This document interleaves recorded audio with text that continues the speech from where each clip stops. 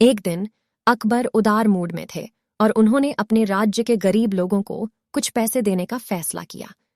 उसने अपने सैनिकों को महल के द्वार के बाहर इंतजार कर रहे भिखारियों के बीच सोने के सिक्के बांटने का आदेश दिया। सैनिकों ने वैसा ही किया जैसा उनसे कहा गया था और प्रत्येक भिखारी को एक सोने का सिक्का दिया। हालांकि एक भिखारी ऐसा भी था जिसने सिक्का लेने से इनकार कर दिया और कहा, मुझे आपका दान नहीं चाहिए, मुझे न्याय चाहिए। सैनिक उसकी बातों से आश्चर्यचकित हुए और उससे पूछा कि उसका क्या मतलब है। भिखारी ने कहा, मुझे बादशाह से शिकायत है।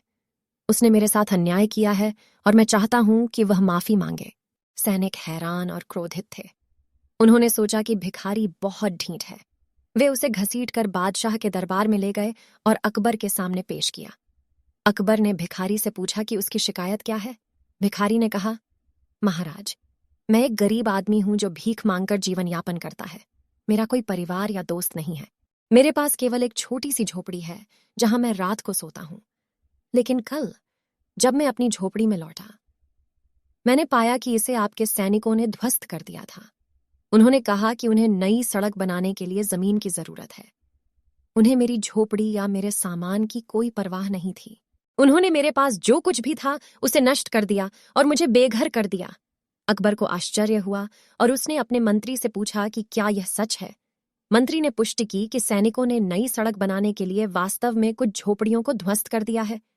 उन्होंने कहा कि राज्य के विकास के लिए यह आवश्यक था और झोपड़ी मालिकों को कुछ धन का मुआवजा दिया गया था।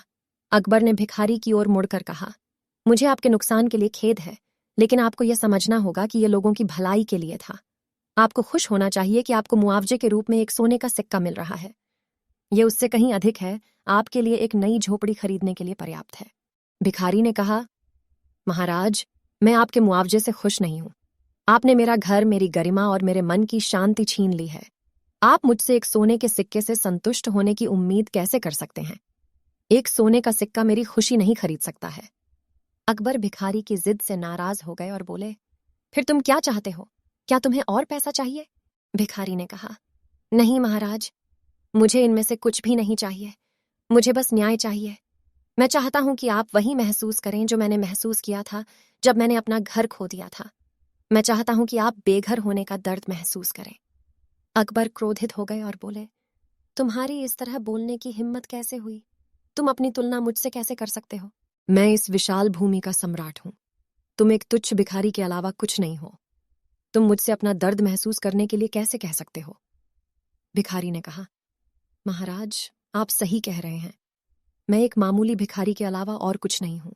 लेकिन मैं भी एक इंसान हूं जिसमें भावनाएं हैं। आप भी एक इंसान हैं जिसके पास भावनाएं हैं। आप अमीर हो सकते हैं और शक्तिशाली, लेकिन आप प्रकृति के नियम से ऊपर नहीं हैं। आप पीड़ा और दुख से अछूते नहीं हैं। आपके पास इस दुनिया में सब कुछ हो सकता है, लेकिन हो सकता है कि आप एक पल में सब कुछ खो दें। अकबर अवाक रह गया।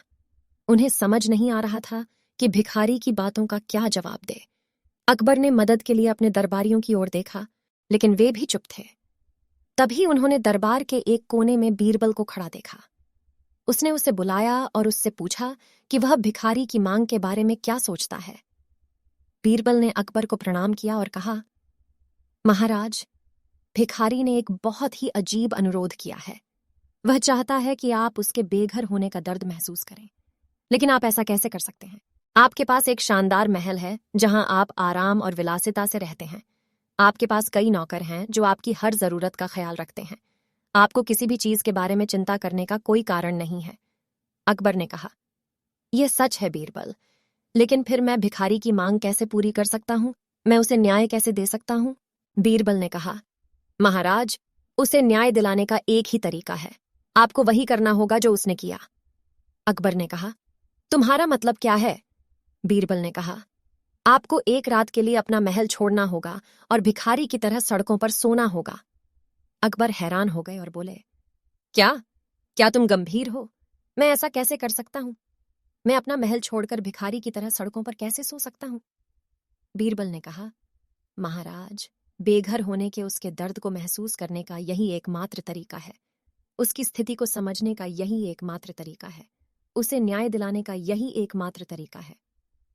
अकबर ने कुछ देर सोचा और महसूस किया कि बीरबल सही कह रहे थे। बीरबल ने जो सुझाव दिया वह करने को तैयार हो गए। उन्होंने कहा, ठीक है बीरबल, जैसा तुम कहोगे मैं वैसा ही करूंगा। मैं एक रात के लिए अपना महल छोड़ दूंगा और भिखारी की तरह सड़कों पर सोऊंगा, लेकिन तुम्हें मेरे साथ आना होगा। तुम्हें मेरा मार्गदर्शक और साथी बनना होगा। बीरबल ने कहा, जैसी आपकी इच्छा महाराज, मैं आपके साथ चलूंगा। तब अकबर ने अपने सैनिकों को भिखारी को रिहा करने और उसे एक सोने का सिक्का देने का आदेश दिया। उन्होंने कहा, आपने मुझसे जो करने को कहा है मैं वही करूंगा। मैं एक रात भिखारी की तरह सड़कों पर सोऊंगा, लेकिन उसके बाद तुम्हें मुझसे वादा करना होगा कि तुम फिर कभी शिकायत नहीं करोगे। आपको अपने भाग्य को स्वीकार करना होगा और जो आपके पास है उसी में संतुष्ट रहना होगा। भिखारी ने कहा, धन्यवाद महाराज, मैं आपकी दयालुता और उदारता की सराहना करता हूँ। मैं वादा करता हूँ कि मैं फिर कभी शिकायत नहीं करूंगा। मैं अपने भाग्य को स्वीकार करूंगा और जो मेरे पास है उसी में संतुष्ट रहूंगा। फिर अकबर बीरबल के साथ अपना महल छोड़कर शहर की सड़कों पर निकल पड़े। उसने खुद को एक भिखारी का भेष बनाया और पुराने और फटे कपड़े पहने। उसके पास एक छोटा थैला था जिसमें कुछ भोजन और पानी था। वह शहर में घूमे और गरीब लोगों का जीवन देखा। उन्होंने देखा कि कैसे वे कठिन परिस्थितियों में जीवित रहने के लिए संघर्ष करते थे। उसने देखा कि वे किस प्रकार भूख, प्यास, बीमारी और हिंसा से पीड़ित थे। उसने देखा कि कैसे उनके पास न आश्रय था, न सुरक्षा, न सम्मान और न ही खुशी। अकबर को उनके लिए खेद महसूस हुआ और एहसास हुआ कि वह कितना भाग्यशाली था कि उसके पास एक महल, एक राज्य और एक परिवार था। उन्हें यह भी एहसास हुआ कि भिखारी की दुर्दशा के प्रति वह कितना अहंकारी और असंवेदनशील था। वह समझ गया कि भिखारी क्यों चाहता था कि वह बेघर होने का दर्द महसूस करे। उन्होंने बीरबल के साथ सड़कों पर रात बिताई और एक पेड़ के नीचे गंदी चटाई पर सो गए। अगली सुबह वह अपने महल लौटे और बीरबल को उसकी सलाह के लिए धन्यवाद दिया। उन्होंने कहा, बीरबल, तुम सचमुच बुद्धिमान और चतुर हो। तुमने मुझे एक मूल्यवान सबक सिखाया है। तुमने मुझे जीवन का सत्य दिखाया है। तुमने मुझे मेरी गलतियों का एहसास कराया है और उन्हें सुधारा है। बीरबल ने कहा, महाराज, मुझे खुशी है कि आपने अपना सबक सीख लिया।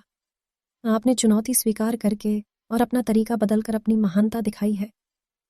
अकबर ने कहा, बीरबल, तुम मेरे सबसे अच्छे दोस्त और सलाहकार हो। मैं भाग्यशाली हूं कि आप मेरे दरबार में हैं। फिर अकबर ने भिखारी को अपने दरबार में बुलाया और उससे अपने व्यवहार के लिए माफी मांगी। उसने कहा, मैंने तुम्हारे साथ जो किया उसके लिए मुझे खेद है। मैं गलत था और तुम सही थे। मैंने वही किया है जो आपने मुझसे करने को कहा था। मैं एक रात भिखारी की तरह सड़कों पर सोया हूं। मैंने बेघर होने का आपका दर्द महसूस किया है। भिखारी ने कहा, महाराज, आपने मेरे साथ जो किया उसके लिए मैं आपको क्षमा करता हूं। मुझे खुशी है कि तुमने वही किया जो मैंने तुमसे करने को कहा था। मुझे आशा है कि आपने अपना सबक सीख लिया है। एक बार तुर्किस्तान के बादशाह को अकबर की बुद्धि की परीक्षा लेने का विचार हुआ। उसने एक दूत को पत्र देकर सिपाहियों के साथ दिल्ली भेजा। पत्र का मजमून कुछ इस प्रकार था, अकबर शाह, मुझे सुनने में आया है कि आपके भारतवर्ष में कोई ऐसा पौधा होता है जिसके पत्ते खाने से मनुष्य की आयु लंबी जाती है। यदि यह बात सच्ची है तो मेरे लिए उस पौधे के थोड़े पत्ते अवश्य भिजवाएं। बादशाह उस पत्र को पढ़ कर विचार मग्न हो गए। फिर कुछ देर तक बीरबल से राय मशवरा कर उन्होंने सिपाहियों सहित उस दूत को कैद कर एक किले में बंद करवा दिया। इस प्रकार कैद हुए उनको कई दिन बीत गए तो बादशाह अकबर बीरबल को लेकर उन कैदियों को देखने गए। बादशाह को देखकर उनको अपने मुक्त होने की आशा हुई, परंतु यह बात निर्मूल थी। बादशाह उनके पास पहुंचकर बोले, तुम्हारा बादशाह जिस वस्तु को चाहता है वह मैं तब तक उसे नहीं दे सकूंगा जब तक कि इस किले की एक दो ईंट नहीं गिर जाए। उसी वक्त तुम लोग आजाद किए जाओगे। खाने पीने की तुम्हें कोई तकलीफ नहीं होगी। मैंने उसका यथाचित प्रबंध करा दिया है। इतना कहकर बादशाह चले गए, परंतु कैदियों की चिंता काम नहीं हुई। वे अपने मुक्त होने के उपाय सोचने लगे। उनको अपने स्वदेश के सुखों का स्मरण कर बड़ा दुख होता था। वे कुछ देर तक इसी चिंता में रहे। अंत में वे ईश्वर की वंदना करने लगे, हे भगवान, क्या हम इस बंधन से मुक्त नहीं किए जाएंगे? क्या हमारा जन्म इस किले में बंद रहकर कष्ट भोगने के लिए हुआ है? आप तो दीनानाथ हैं, अपना नाम याद कर हम असहायों की भी सुध लीजिए। इस प्रकार वे नित्य प्रार्थना करने लगे। अंत में उनकी प्रार्थना का असर हुआ, ईश्वर की कृपा हुई। एक दिन जोरों का भूकंप आया और किले का कुछ भाग भूकंप के कारण धराशायी हो गया। सामने का पर्वत भी टूटकर चकनाचूर हो गया। इस घटना के पश्चात दूत ने बादशाह के पास किला टूटने की सूचना भेजी। बादशाह को अपनी कही हुई बात याद आ गई, इसीलिए उन्होंने दूत को उसके साथियों सहित दरबार में बुलाकर बोले, आपको अपने बादशाह का आशय विदित होगा और अब उसका उत्तर भी तुमने समझ लिया है। यदि न समझा हो तो सुनो, मैं उसे और भी स्पष्ट किए देता हूं। देखो, तुम लोग गणना में केवल 100 हो और तुम्हारी आह से ऐसा किला ढह गया, फिर जहां हजारों मनुष्यों पर अत्याचार हो रहा हो, वहां के बादशाह की आयु कैसे लंबी होगी? उसकी तो आयु घटती ही चली जाएगी और लोगों की आह से उसका शीघ्र ही पतन हो जाएगा। हमारे राज्य में अत्याचार नहीं होता। गरीब प्रजा पर अत्याचार न करना और भली भांति पोषण करना ही आयुवर्धक वृक्ष है। बाकी सारी बातें मिथ्या हैं। इस प्रकार समझा बुझाकर बादशाह ने उस एलची को उसके साथियों सहित स्वदेश लौट जाने की आज्ञा दी और उनका राह खर्च भी दिया। उन्होंने तुर्किस्तान में पहुंचकर यहां की सारी बातें अपने बादशाह को समझाईं। अकबर की शिक्षा लेकर बादशाह दरबारियों सहित उनकी भूरी भूरी प्रशंसा करने लगा।